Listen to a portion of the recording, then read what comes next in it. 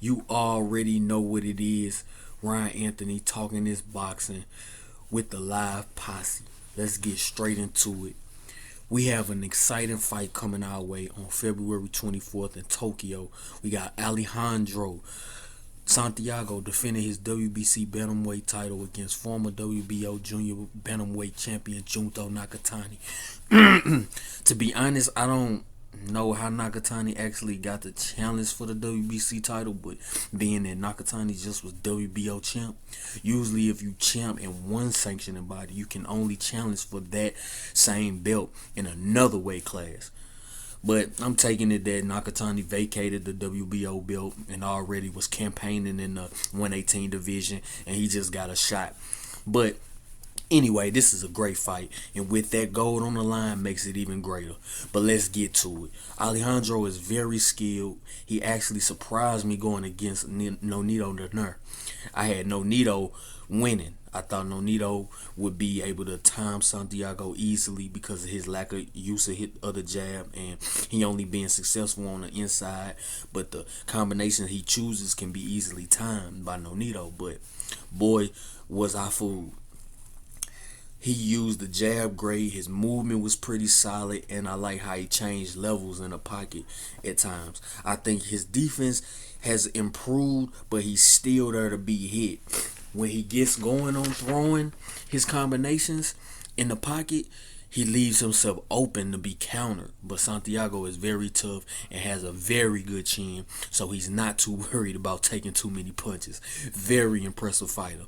Junto Nakatani, on the other hand, is a boxer puncher to the T. He also displayed his killer instinct against Andrew Maloney, which was a beautiful showing of him, which is the fight that made me say Junto is going to be a real force. But his last fight in Tokyo was not too great. He got the win, but it wasn't dominating like the Andrew Maloney fight. But just like he seemed motivated for the Maloney fight, maybe he will bring that same motivation for this fight, since he's trying to take away Santiago's WBC belt, which I think he does. With his footwork, his control in the distance, his use of his jab, and his power in his left hand. Since this fight is in Tokyo, I think the real ring will be pretty big. Pause. So the footwork should be on display. I think Junto should do pretty much what Gary Antonio Russell did, which is control that distance, keep him on the end of his jab. Since Alejandro is fixated on that overhand right, catch the timing of it and catch him with the left hand. Nakatani loves to use the uppercut. So before Santiago makes his way inside, catch him with the left uppercut.